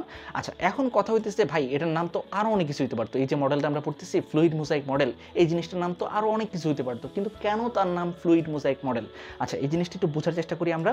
সো আমি তো একটু আগেই বললাম যে এই মডেল অনুযায়ী কুশচিলিতে থাকা ফসফোলিপিডগুলোকে একই জায়গায় সবসময় এরা স্থির আছে এরকম ভাবা হয় না। ভাবা হয় কি, তারা সবসময় হচ্ছে পরস্পরের মধ্যে জায়গা পরিবর্তন করতে পারে, পরস্পর হচ্ছে নড়াচড়া করতে পারে। আর একটু সিম্পলি চিন্তা করো, নড়াচড়া করা এটা কার বৈশিষ্ট্য? এটা হচ্ছে পানি কিংবা তরল পদার্থের বৈশিষ্ট্য, ফ্লুইডের বৈশিষ্ট্য। সেখান থেকে কথাটা আসছে হচ্ছে ফ্লুইড। আর আচ্ছা, আমরা পরে পেজে চলে যাই। মোজাইক কথাটা কোথা থেকে আসছে? মোজাইক কথাটা আসছে হচ্ছে, আমরা নর্মালি একটু চিন্তা করো যে বাসা বাড়িতে অনেক সময় হচ্ছে মেঝেতে কিংবা ফ্লোরে আমরা হচ্ছে মোজাইক করা দেখতে পাই, ঠিক না? সো ফ্লুইড মোজাইক মডেল অনুসারেও যে দেখা যায় যে কুশচিলিতে যে ফসফোলিপিডগুলো আছে, সেই ফসফোলিপিডগুলোকে উপর থেকে দেখলে মনে হয় যে সেই ফসফোলিপিডের মাঝে প্রোটিনের যে কণাগুলো আছে, ইন্টিগ্রাল, পেরিফেরাল, ট্রান্সমেমব্রেন, এরা হচ্ছে এরকম মোজাইকের মতো ছড়াই ছিটে আছে। সেই জন্যই এখান থেকে আসছে মোজাইক কথাটা। So fluid mosaic in totally হচ্ছে ফ্লুইড মোজাইক মডেল, ঠিক আছে? সো আশা করি নামটা কেন ফ্লুইড মোজাইক মডেল হচ্ছে সেই জিনিসটা আমরা খুব ভালো করে হচ্ছে বুঝতে পারছি। আর প্রত্যেকটা জিনিস যে বলতেছি ভাইয়া, তুমি যদি জাস্ট ভিডিওটা একটু পজ করে সাইডের স্লাইডটা দেখো, একটু পড়ো, তাহলেই হচ্ছে এই জিনিসটার উপর একটা ফুল নোট কিন্তু তুমি পেয়ে যাচ্ছ, তোমাকে আলাদা করে কোনো নোটই কিন্তু করতে হবে না। সো এটা একটা সুবিধা। আমরা এইচএসসি একাডেমিক কোর্সের বাকি ভিডিওগুলোতেও এরকম একটা কাজ করব, যাতে তোমরা জাস্ট হচ্ছে আমার দিকে মনোযোগ দিতে পারো, কি বলতেছি ভাইয়া সেই জিনিসটাতে যাতে মনোযোগ দিতে পারো। অনেক সময় হচ্ছে দেখা যায় যে ডিরেক্টলি যদি বোর্ডে ক্লাস নেই, আমি কি লিখতেছি সেই জিনিসটা আগে দেখে পোলাপান, তারপর হচ্ছে নোট করে, সো আমার কথার দিকে ঠিকমতো তারা মনোযোগ দিতে পারে না, ঠিক আছে? কিন্তু এখানে একটা সুবিধা হলো, তুমি জাস্ট হচ্ছে স্ক্রিনশটটা নিয়ে নিলেই তোমার কি হবে যে এই যে স্লাইডগুলো আছে সেই স্লাইডগুলোর সম্পর্কে যাবতীয় ইনফরমেশন তোমার কাছে পৌঁছে যাবে, এবং তুমি জাস্ট হচ্ছে মনোযোগ দিয়ে ভাইয়ের কথা শুনলেই অনেক কিছু হচ্ছে ক্লিয়ার হয়ে যাবে। আচ্ছা, পরে পেজে চলে যাই, অনেক বকবক করি আমি। সো মাইক্রোভিলাই, এই কথাটা হচ্ছে আমরা প্রায়ই পাবো। আচ্ছা, আমরা বিড়ালকে অনেক সময় বিলাই বলি, সো এটা কি সেই ধরনের কোনো বিলাই কিনা বা ভিলাই কিনা আমরা একটু দেখবো। সো ফার্স্টে একটু জানার চেষ্টা করি মাইক্রোভিলাই জিনিসটা আসলে কি। সো এই জিনিসটা বেশিরভাগ ক্ষেত্রে দেখা যায় হচ্ছে প্রাণীকোষে। প্রাণীকোষের বাইরে যে কুশঝিলি আছে, সেই কুশঝিলি অনেকটা এরকম ভাঁজ খেয়ে খেয়ে এরকম হচ্ছে আঙ্গুলের মতো কিছু প্রজেকশন কিংবা অভিক্ষেপ তৈরি করে, ফিঙ্গার লাইক এরকম আঙ্গুলের মতো কিছু পরিমাণ অভিক্ষেপ তৈরি করে। সো এই অভিক্ষেপগুলা কি বলা হয়? মাইক্রোভিলাই। আচ্ছা, এটাতে থাকাতে সুবিধা কী হয়েছে?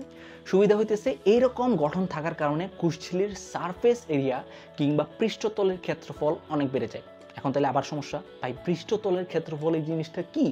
আচ্ছা, এই জিনিসটা হচ্ছে দেখো, একটু স্লাইডে দেখো যে আমি হচ্ছে ডান দিকে নিচের দিকে হচ্ছে বলে দিচ্ছি যে ধরো হচ্ছে এতটুকু একটা জায়গা আছে, সেই জায়গার মাঝে তোমাকে একটা রেখা টানতে বললো। সো তুমি যদি হচ্ছে ডিরেক্টলি রেখাটা টানো তাহলে তার দৈর্ঘ্য তো এতটুকু হবে, ঠিক না?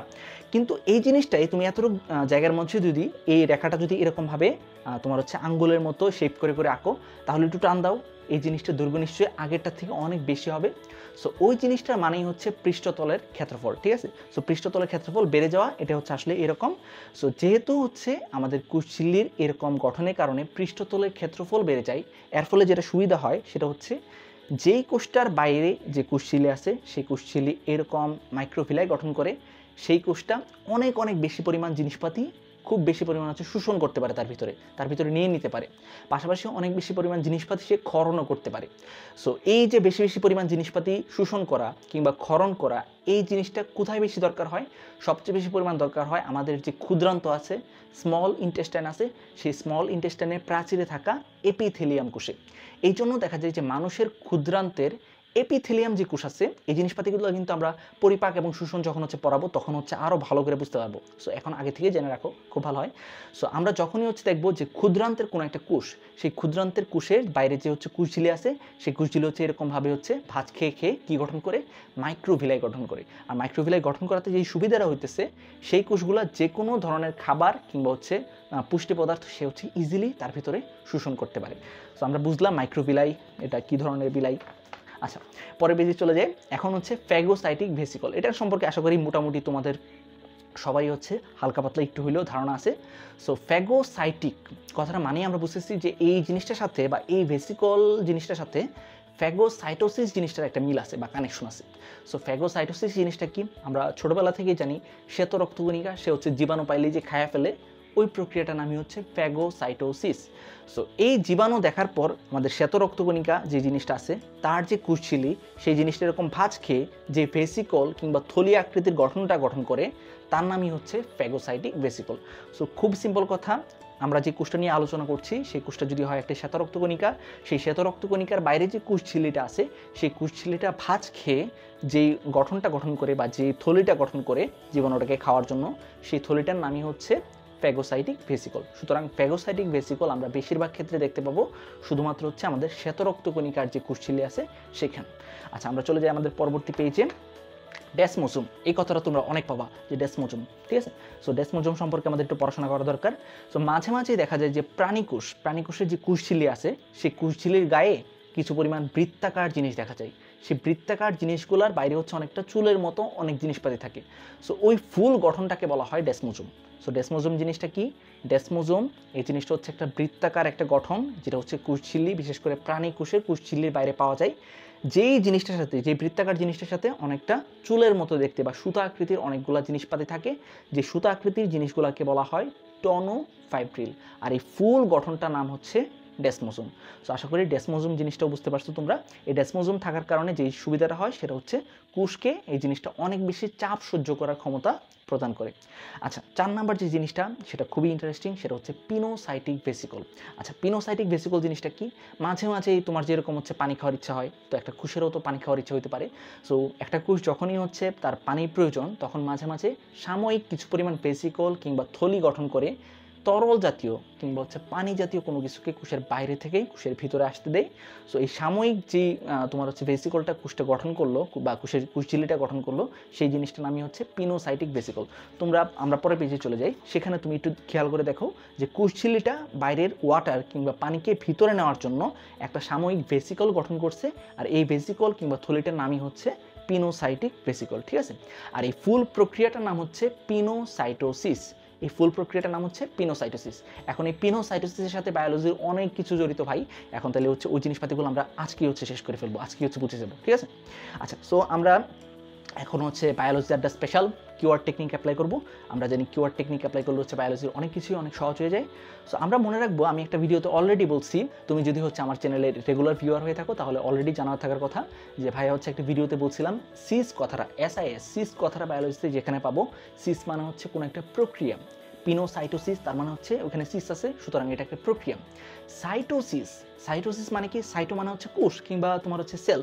তার মানে এই যে প্রক্রিয়াটা, সেই প্রক্রিয়াটা কি সংক্রান্ত হবে? কোষ সংক্রান্ত কোনো একটা প্রক্রিয়া হবে। এখন কথা হইতেছে ভাইয়া কোষ সংক্রান্ত কি ধরনের প্রক্রিয়া? তাহলে সাইটোসিস আমরা মনে রাখবো কোষের ভিতর থেকে কোনো কিছু বাইরে যাওয়া বা বাইরে থেকে কোনো কিছু কোষের ভিতরে আসার প্রক্রিয়ার নাম হচ্ছে সাইটোসিস। সাইটোসিস জিনিসটা কি? সিস প্রক্রিয়া, সাইটো কথাটা যেহেতু আসছে সাইটোসিসের ক্ষেত্রে, তাহলে কোষ সংক্রান্ত কোনো একটা প্রক্রিয়া। কোষ সংক্রান্ত কীরকম প্রক্রিয়া? কোষের ভিতর থেকে কোনো কিছু বাইরে যাওয়া বা বাইরে থেকে কোনো কিছু কোষের ভিতরে আসার যে প্রক্রিয়া তাকেই বলা হয় সাইটোসিস। এখন তাহলে বুঝতেই পারছো সাইটোসিস হবে দুই ধরনের, একটা হচ্ছে কোষের ভিতর থেকে কোনো কিছু বাইরে যাওয়ার প্রক্রিয়া, আর একটা হচ্ছে কোষের বাইরে থেকে কোনো কিছু ভিতরে আসার প্রক্রিয়া। এই জন্য দেখা যায় সাইটোসিস হচ্ছে দুই ধরনের, একটা হচ্ছে এক্সোসাইটোসিস আর একটা হচ্ছে এন্ডোসাইটোসিস। সো বায়োলজিতে আমরা দুইটা কথা পাবো, সেটা হচ্ছে এক্সো, এন্ডো। সো এক্সো কথাটার সাথে কিসের মিল আছে? এক্সিটের মিল আছে। এক্সিট মানে হচ্ছে বাইরে যাওয়া। সো আমরা খুব ইজিলি মনে রাখবো, যেই সাইটোসিস প্রক্রিয়ার ক্ষেত্রে কোনো কিছু কোষের ভিতর থেকে কোষের বাইরে বের হয়ে যায় সেই ধরনের সাইটোসিসকে বলা হয় এক্সোসাইটোসিস। এক্সো মানে হচ্ছে বাইরে, সাইটোসিস যাওয়ার প্রক্রিয়া, তার মানে এক্সোসাইটোসিস হচ্ছে কোষের ভিতর থেকে কোষের বাইরে বের হয়ে যাওয়ার প্রক্রিয়া। তাহলে অপর প্রক্রিয়াটার নাম কি হবে? অপর প্রক্রিয়াটার নাম হবে এন্ডোসাইটোসিস। আমরা জানি বায়োলজিতে এন্ডো কথাটা আমরা যেখানে পাবো, এন্ডো মানে হচ্ছে ভিতরে, তার মানে কোনো কিছু কোষের বাইরে থেকে কোষের ভিতরে আসার যে প্রক্রিয়া তাকেই আমরা বলবো এন্ডোসাইটোসিস। এখন তোমাদের লেভেলে বা তোমাদের পর্যায়ে দুই ধরনের সাইটোসিসের কথা পাবা, মানে এন্ডোসাইটোসিসের কথা পাবা। এক ধরনের এন্ডোসাইটোসিসের নাম হচ্ছে ফ্যাগোসাইটোসিস, অর্থাৎ এই ক্ষেত্রে হচ্ছে শ্বেত রক্তকণিকা কী করবে? কোনো একটা জীবাণুকে ধরে তার ভিতরে নিয়ে যাবে। সো কোনো কিছু বাইরে থেকে কোষের ভিতরে যেতেছে, তার মানে এন্ডোসাইটোসিস, এবং এই ধরনের এন্ডোসাইটোসিসকে বলা হয় ফ্যাগোসাইটোসিস। তাহলে ফ্যাগোসাইটোসিস জিনিসটা কি? যেই ধরনের এন্ডোসাইটোসিসের ক্ষেত্রে কোনো একটা শ্বেত রক্তকণিকা কোনো একটা জীবাণুকে ধরে তার ভিতরে নিয়ে যায়, তার কোষটার ভিতরে নিয়ে যায়, তাকে আমরা বলবো ফ্যাগোসাইটোসিস। অন্যদিকে পিনোসাইটোসিস জিনিসটা কি? পিনোসাইটোসিসও এক ধরনের এন্ডোসাইটোসিস, কারণ এই ক্ষেত্রে হচ্ছে কোনো একটা ফ্লুইড কিংবা তরল পদার্থ এরকম একটা ভেসিকল কিংবা থলি আকৃতিতে হয়ে কোষের ভিতরে যেতেছে। তাহলে আমরা মনে রাখবো কোনো কিছু, বিশেষ করে হচ্ছে ফ্লুইড কিংবা তরল জাতীয় পদার্থ যদি এরকম একটা ভেসিকল কিংবা থলিতে আবৃত হয়ে কোষের ভিতরে প্রবেশ করে, তাহলে সেই ধরনের এন্ডোসাইটোসিসকে বলা হবে পিনোসাইটোসিস। সো আশা করি আমরা অনেক কিছু হচ্ছে এক্সট্রা অনেক জিনিসপাতি হচ্ছে জেনে গেছি। এই জিনিসপাতিগুলো যখন ফিউচারে আমরা পড়বো তখন আশা করি আমরা মোটামুটি নাম শুনে বুঝতে পারবো। এবার আমরা জানবো হচ্ছে কিছু স্পেশাল ইনফরমেশন কার সম্পর্কে? কোষঝিল্লি সম্পর্কে। আমরা কোষঝিল্লি ক্লাস নিতেছি ঠিক আছে, ভিডিও টাইটেল থাম্বনেল কোষঝিল্লি ঠিক আছে, কিন্তু তুমি দেখতেই পারতেছো এই জিনিসটা জানার সাথে সাথে তুমি বায়োলজির অনেক এক্সট্রা জিনিসপাতি জানতে পারছো, ঠিক আছে। সো আমরা চেষ্টা করবো এরকমভাবেই আমাদের এইচএসসি একাডেমিক বায়োলজি কোর্সে এরকম বায়োলজির যে একাডেমিক পড়াশোনা তার পাশাপাশি অনেক এক্সট্রা জিনিস জানতে। সেই এক্সট্রা জিনিসগুলো জানলে আমাদের একাডেমিক পড়াশোনাটা অনেক অনেক বেশি ইজি হয়ে যাবে, ঠিক আছে। সো আমি সবাইকে রিকোয়েস্ট করবো অবশ্যই ভর্তি হলে তোমারই লাভ, মাত্র 1500 টাকায় এত কিছু সুবিধা পাবা। সো অবশ্যই এই চান্স শুধুমাত্র বুকারাই হচ্ছে মিস করবে। আচ্ছা, এখন হচ্ছে আমরা যে জিনিসটা জানবো সেটা হচ্ছে কোষঝিল্লি সংক্রান্ত কিছু স্পেশাল ইনফরমেশন, যেটা হচ্ছে আমাদের মেডিকেল কিংবা ভার্সিটি অ্যাডমিশনের ক্ষেত্রে আসতে পারে। আমি চেষ্টা করি যখনই হচ্ছে একাডেমিক কোনো একটা টপিক পড়াই, সেই টপিক থেকে অ্যাডমিশন কিংবা হচ্ছে বোর্ড পরীক্ষাতে কী আসতে পারে এরকম করে মানে আলাদা করে হচ্ছে ওই জিনিসটা বলে দেওয়া। সো আলাদা করে বলে দিলে তোমার যে জিনিসটা হয়, তুমি যখন হচ্ছে বই থেকে ওই জিনিসটা পড়তে যাবা তুমি বুঝতে পারবা যে আসলে কোন জায়গাতে হচ্ছে আমাকে একটু জোর দিতে হবে, কোন জায়গাতে হচ্ছে একটু ইফোর্ট দিতে হবে বেশি করে। আচ্ছা, আমরা যে জিনিসটা মনে রাখবো, পেঁয়াজের যে কোষঝিল্লি, একটা পেঁয়াজের যে কোষঝিল্লি, সেই কোষঝিল্লিতে একটা ব্যতিক্রম লক্ষ্য করা যায়। এই কোষঝিল্লিতে হচ্ছে আরএনএ পাওয়া যায়। তাহলে আমরা মনে রাখবো এক নম্বর যে ইনফরমেশনটা সেটা হচ্ছে পেঁয়াজের কোষঝিল্লিতে ব্যতিক্রম হিসাবে আরএনএ পাওয়া যায়। দুই নম্বর যে জিনিসটা আমরা মনে রাখবো সেটা হচ্ছে কোষঝিল্লির শুষ্ক ওজন। কোষঝিল্লির মাঝে যদি কোনো পানি টানি বাদ দিয়ে যদি শুষ্ক ওজনটা নাও, সেই ওজনের 75 ভাগই হচ্ছে লিপিড। আর সেই লিপিডের মাঝে কোন লিপিডটা হচ্ছে সবচেয়ে বেশি পরিমাণে পাওয়া যায়? নিশ্চয়ই বুঝতে পারছো, ফসফোলিপিড। আমরা বললাম যে কোষঝিল্লি হচ্ছে ফসফোলিপিডের বাইরে। তাহলে কোষঝিল্লির মাঝে যতটুকু লিপিড পাওয়া যায় সেই লিপিডের বেশিরভাগই হচ্ছে ফসফোলিপিড। এই জিনিসটা আমরা জানলাম। 3 নম্বর যে জিনিসটা জানতে হবে সেটা হচ্ছে বিজ্ঞানীরা বর্তমানে আবিষ্কার করছেন যে কোষঝিল্লিতে আসলে যত ধরনের ফসফোলিপিড পাওয়া যায় সেই ফসফোলিপিড হচ্ছে মোটামুটি 5 রকমের। সেই 5 রকমের ফসফোলিপিডের মাঝে সবচেয়ে সরলতম যে ফসফোলিপিড আছে তার নাম হচ্ছে ফসফোটাইডিক অ্যাসিড। পরীক্ষাতে এরকম প্রশ্ন আসতেই পারে, নিচের কোন ফসফোলিপিডটি হচ্ছে সরলতম ফসফোলিপিড যেটা হচ্ছে কোষঝিল্লিতে পাওয়া যায়? তাহলে আনসার কি হবে? আনসার হবে ফসফোটাইডিক অ্যাসিড। আর আমরা মনে রাখবো এই 5 ধরনের ফসফোলিপিডের মাঝে কোষঝিল্লিতে যে 5 ধরনের ফসফোলিপিড পাওয়া যায় তার ভিতরে সবচেয়ে জটিলতম কিংবা হচ্ছে স্ট্রাকচার একটু কঠিন এইরকম টাইপের ফসফোলিপিড হচ্ছে লেসিথিন। তাহলে যদি পরীক্ষাতে আসে নিচের কোন ফসফোলিপিডটি কোষঝিল্লিতে পাওয়া ফসফোলিপিডগুলোর মাঝে সবচেয়ে জটিলতম, তাহলে সেক্ষেত্রে আনসার কি দিবা? আনসার দিবা হচ্ছে লেসিথিন। 4 নম্বর যে জিনিসটা আমরা জানবো সেটা হচ্ছে কোষঝিল্লিতে, এটা আসলে এক্সট্রা করে কিছু বলার কিছু নাই, আমরা অলরেডি জানি কোষঝিল্লিতে ফসফোলিপিড ছাড়াও আরও কী কী থাকে? আরও থাকে হচ্ছে প্রোটিন, কার্বোহাইড্রেট, ওই যে গ্লাইকোপ্রোটিন গ্লাইকোলিপিড ওগুলোর কথা বলতেছি, কোলেস্টেরল, তারপর হচ্ছে কিছু পরিমাণ এনজাইম থাকে, ঠিক আছে। আচ্ছা, আমরা পরের পেজে চলে যাই। এখন আসো কোষঝিল্লির কাজ। কোষঝিল্লির কাজটা কি? সো কোষঝিল্লির একটা কাজ তো আমরা অলরেডি জানি, সে হচ্ছে বৈষম্য ভেদ্য পর্দা আকারে কাজ করে। সো বৈষম্য ভেদ্য পর্দা আকারে কাজ করার মাধ্যমে সে কোষের ভিতরের পরিবেশ এবং বাইরের পরিবেশের মাঝখানে একটা ব্যারিয়ার কিংবা বাধা আকারে কাজ করে। এই বাধা আকারে কাজ করার কারণে যে কোনো একটা জিনিস চাইলেই সে হচ্ছে আমাদের কোনো একটা কোষের ভিতরে ঢুকতে পারে না, তাকে হচ্ছে একটা বাধার সম্মুখীন হতে হয়। এবং এর মাধ্যমে আমরা নর্মাল হচ্ছে চিন্তা করতে পারি যে কোষঝিল্লি হচ্ছে এরই মাধ্যমে হচ্ছে আমাদের যে কোনো জীবাণু কিংবা বিষাক্ত কোনো রাসায়নিক পদার্থ থেকে আমাদের কোষকে রক্ষা করার সর্বোচ্চ চেষ্টা করে। 2 নাম্বার যে জিনিসটা সেটা হচ্ছে তোমাদের একটু মানে কঠিন লাগতে পারে, সেই জন্য হচ্ছে ভাইয়া এখানে লিখছি কুশলে আরও অনেক কাজ বইতে পাবা, সেগুলো বই থেকে পড়ে নিও, পড়লেই বুঝতে পারবা, তার জন্য আর এখানে ইনক্লুড করে নেই। 2 নাম্বার কাজটা হচ্ছে একটু মানে কঠিন লাগতে পারে, সেই জন্য হচ্ছে ভাইয়া এখানে লিখছি, সেটা হচ্ছে বৃহদাণু সংশ্লেষ করা। আচ্ছা, বৃহদাণু জিনিসটা কি? বৃহদাণু বা ম্যাক্রোমলিকুল মানে হচ্ছে আমরা জানি কুশলে মানে কোষের ভিতরে হচ্ছে অনেক ছোট ছোট জিনিস থাকে বা ছোট ছোট অনেক রাসায়নিক পদার্থ থাকে। সো সেই রাসায়নিক পদার্থগুলো যুক্ত করে বড় একটা রাসায়নিক পদার্থ বা বড় একটা অণু তৈরির যে প্রক্রিয়া, সেটাকে আমরা বলতে পারি বৃহদাণু সংশ্লেষ কিংবা ম্যাক্রোমলিকুল সিনথেসিস। সেই কাজটাই করে থাকে হচ্ছে আমাদের কোষঝিল্লি, এই জিনিসটা একটু মনে রাখবা। আচ্ছা, 3 নাম্বার কাজ হচ্ছে কোষঝিল্লির যে ইন্টিগ্রাল প্রোটিন, এটা খুবই খুবই ইম্পর্টেন্ট, এটা হচ্ছে মানে এক্সট্রা ইনফরমেশন, ঠিক আছে, এক্সট্রা ইনফরমেশন, এবং এই জিনিসটা আমার খুবই প্রিয় একটা জিনিস। তোমাদের আর কোনো ভিডিওতে এই জিনিসটা পাবা কিনা আমি সত্যি সত্যি জানি না, সো খুব ভালো করে একটু খেয়াল করো। কোষঝিল্লির ভিতরে আমরা যে বললাম integral protein, peripheral protein, transmembrane protein, এই প্রোটিনগুলোর কাজটা কি? এই প্রোটিনগুলো হচ্ছে অ্যান্টিজেন আকারে কাজ করে, এই প্রোটিনটাই হচ্ছে অ্যান্টিজেন আকারে কাজ করে। আচ্ছা, অ্যান্টিজেন জিনিসটা কি? অ্যান্টিজেনকে সিম্পলি তুমি চিন্তা করো টিকেট বা একটা কোষের পরিচয়। একটা কোষ হচ্ছে কোনো একটা কিছুর ভিতরে প্রবেশ করতে পারবে কি পারবে না সেই জিনিসটা পরিচয় বা টিকেটটা হচ্ছে ওই অ্যান্টিজেন। আর অ্যান্টিজেন জিনিসটা কি? অ্যান্টিজেন হচ্ছে কোষঝিল্লিতে থাকা কোনো একটা ইন্টিগ্রাল প্রোটিন, পেরিফেরাল প্রোটিন বা ট্রান্সমেমব্রেন প্রোটিন, এরকম প্রোটিনগুলোর মাঝে যে কোনো একটা প্রোটিন। তাহলে আমরা মোটামুটিভাবে বুঝলাম কি, কোষঝিল্লিতে যে 3 ধরনের প্রোটিন থাকে সেই প্রোটিনগুলো কিছু কিছু ক্ষেত্রে হচ্ছে অ্যান্টিজেন আকারে কাজ করে বা টিকেট আকারে কাজ করে, ঠিক আছে। আচ্ছা, আর কোনো কোনো প্রোটিন হচ্ছে এই 3 ধরনের প্রোটিনের মাঝে কোনো কোনো প্রোটিন হচ্ছে রিসিপ্টর আকারে কাজ করে। সো রিসিপ্টর জিনিসটা আবার কি? রিসিপ্টর মানে হচ্ছে টিকেট চেকার, আমরা সিম্পলিভাবে চিন্তা করি টিকেট চেকার। এখন এইভাবে হচ্ছে উদাহরণটা দেওয়া যায় যে ধরো তুমি হচ্ছে বার্সেলোনা রিয়াল মাদ্রিদের মানে খেলা দেখতে গেলা, আর তুমি নিয়ে গেলা হচ্ছে বাংলাদেশি ভার্সেস জিম্বাবুয়ের একটা টিকিট, ক্রিকেট ম্যাচের টিকিট, তুমি গেলা হচ্ছে ফুটবল ম্যাচের খেলা দেখতে। সো তুমি যখনই হচ্ছে ওই স্টেডিয়ামে প্রবেশ করতে যাবা, তোমার কাছে কি ফুটবল ম্যাচটার টিকিট আছে? না, তোমার কাছে হচ্ছে ক্রিকেট ম্যাচের টিকিট। সুতরাং তোমাকে কিন্তু আর সেই তোমার হচ্ছে গ্যালারির ভিতরে প্রবেশ করতে দিবে না। ঠিক তেমনইভাবে কোনো একটা কোষ বা কোনো একটা জীবাণুর কোষ যখন হচ্ছে আমাদের কোনো একটা কোষকে আক্রমণ করতে চায়, তখন তার যেই অ্যান্টিজেন, সেই অ্যান্টিজেনের যে আকার, অ্যান্টিজেনের যে শেপ, সেই জিনিসটা আমাদের কোনো একটা কোষের বাইরে, তো কোষঝিল্লি আছে, সেই কোষঝিল্লির বাইরে কোনো একটা প্রোটিন আছে, সেই প্রোটিন রিসিপ্টর আকারে কাজ করে, আমি আগেই বললাম। সো সেই রিসিপ্টরের সাথে এই জীবাণুর যে অ্যান্টিজেন আছে সেই জিনিসটাকে কমপ্লিমেন্টারি হইতে হয়, এরকম একই খাপে খাপে মিলতে হয়। যদি খাপে খাপে না মিলে তাহলে সেই জীবাণুকে বা সেই পদার্থকে আমাদের কোষের ভিতরে যাইতে দেয় না।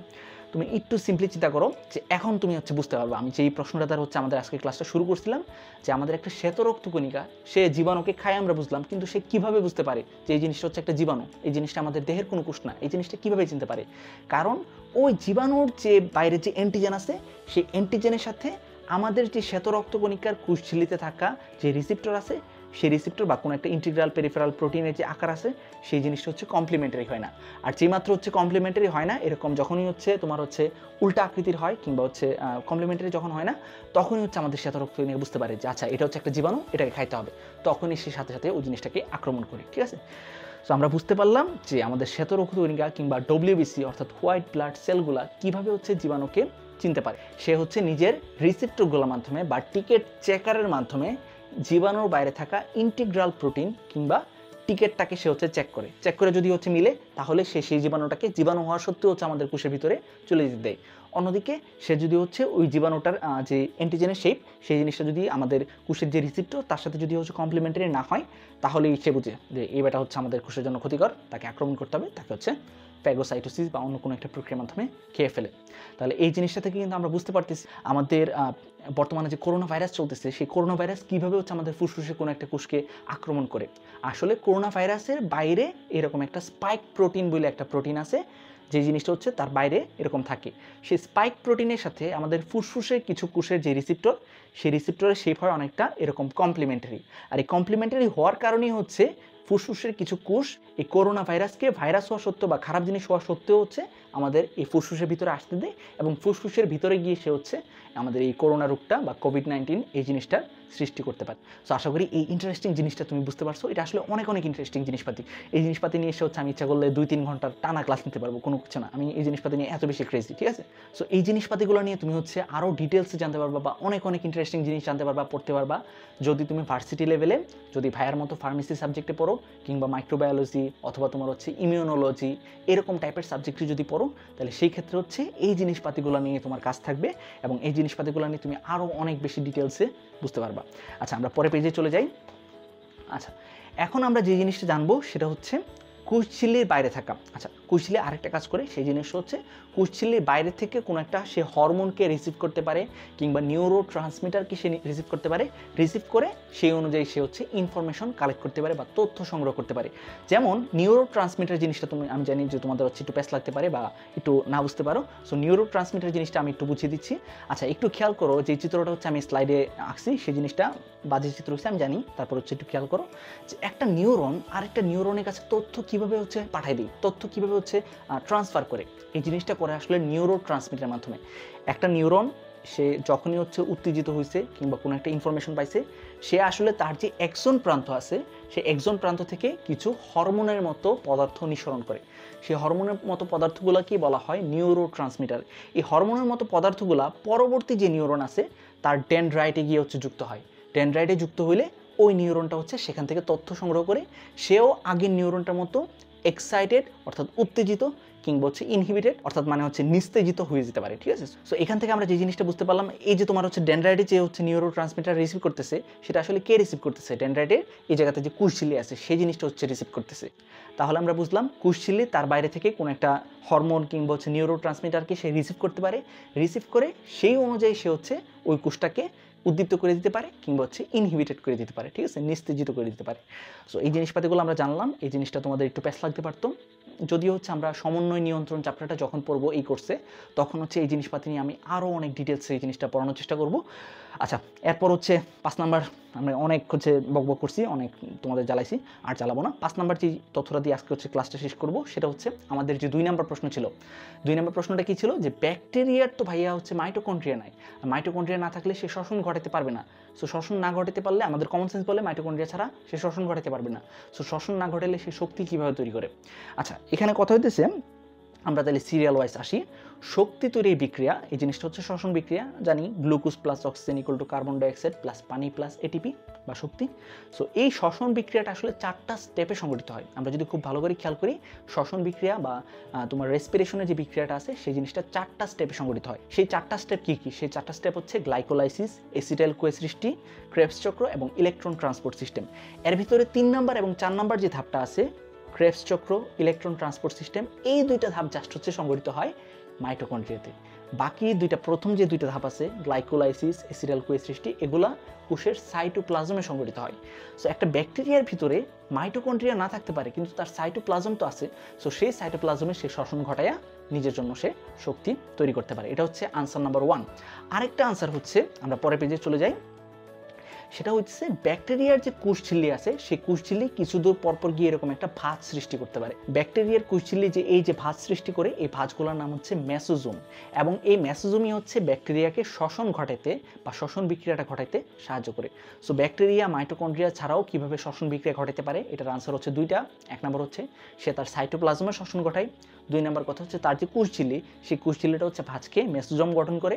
ব্যাকটেরিয়ার কোষঝিল্লির সেই মেসোজোমও হচ্ছে তার শ্বসন বিক্রিয়াটা ঘটাইতে সাহায্য করে এবং এর মাধ্যমেই হচ্ছে আমাদের একটা ব্যাকটেরিয়া সে মাইটোকন্ড্রিয়া ছাড়াও শক্তি তৈরি করতে পারে। সো মোটামুটিভাবে এই ছিল আমাদের আজকের ক্লাস। আজকের ক্লাসটা আশা করি সবার অনেক অনেক ভালো লেগেছে, স্পেশালি যারা হচ্ছে মনোযোগ দিয়ে ক্লাসটা করেছো তাদের জন্য অনেক ভালো লেগেছে। তো তোমাদের সবার জন্য শুভকামনা এবং সবাইকে আমি আবারও রিকোয়েস্ট করব, আমাদের এই এইচএসসি একাডেমিক বায়োলজি কোর্সে তুমি এখনই অ্যাডমিট হও।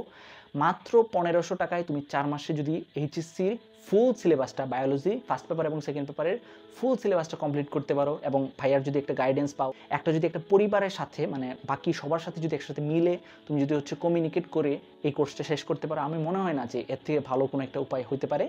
সো তুমি যেই মাত্রই হচ্ছে আমাদের এই কোর্সে এনরোল করবা, সাথে সাথেই হচ্ছে ভাইয়াকে মেসেঞ্জারে হচ্ছে একটা নক দিবা যে ভাই আমি এনরোল করে ফেলেছি এই জিনিসটা জানানোর সাথে সাথেই হচ্ছে ভাইয়া তোমাকে আমাদের সেই পার্সোনাল মেসেঞ্জার গ্রুপে ইনক্লুড করে দিব।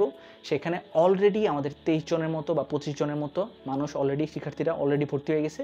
সো তাদের সাথে তুমি যখন হচ্ছে অ্যাডমিট হবা এবং আমি যখন হচ্ছে তোমাকে ইনস্ট্রাকশন দিব যে ভাইয়া আজকে এটা পড়ো, কালকে এটা পড়ো, এটা ভার্সিটির জন্য ইম্পর্টেন্ট, এটা আমাদের বোর্ড পরীক্ষার জন্য ইম্পর্টেন্ট। সো আশা করি এই কোর্সটা করার মাধ্যমে এভাবে হচ্ছে তোমার একটা বায়োলজির উপর সুপার ডুপার একটা প্রিপারেশন তৈরি হয়ে যাবে। আর একাডেমিক পর্যায়ে তোমার যখন হচ্ছে সুপার ডুপার প্রিপারেশন তৈরি হয়ে যাবে, তখন আশা করি অ্যাডমিশনের জন্য তুমি খুব ভালো লেভেলে একটা প্রিপারেশন নিয়ে শুরু করতে পারবা অ্যাডমিশনের দৌড়টা। আশা করি সবাই তোমরা এইচএসসি একাডেমিক বায়োলজি কোর্সে ভর্তি হবা। নিচে সব কিছুর ইনফরমেশন দিয়ে রেখেছি। পাশাপাশি আরেকটু ভালো হবে তুমি যদি ভাইয়াকে পার্সোনালি মেসেঞ্জারে নক দাও, নিচে ভাইয়ার হচ্ছে ফেসবুকের লিঙ্ক দেওয়া আছে। সো সেখান থেকে ভাইয়ের সাথে মেসেঞ্জারে কন্ট্যাক্ট করতে পারো। আর ভাইয়ের চ্যানেলটাকে তুমি যদি এখনও সাবস্ক্রাইব না করে থাকো, প্লিজ সাবস্ক্রাইব করে পাশে বেল আইকনটা বাজিয়ে দাও। কারণ আমি চাই আমাদের এই বায়োলজি আড্ডার পরিবারটা অনেক অনেক বড় হোক, 50-60 হাজারের মানুষ হোক এখানে। সো যাতে আমরা হচ্ছে বায়োলজি অনেক বেশি মজা নিয়ে, ইন্টারেস্ট নিয়ে হচ্ছে শিখতে পারি। সো এটাই হচ্ছে কথা। আর ভিডিওটা ভালো লাগলে বন্ধুদের সাথে শেয়ার করতে পারো। দেখা হচ্ছে পরবর্তী কোনো একটা এপিসোডে। সে পর্যন্ত সবাই ভালো থাকো। আসসালামু আলাইকুম।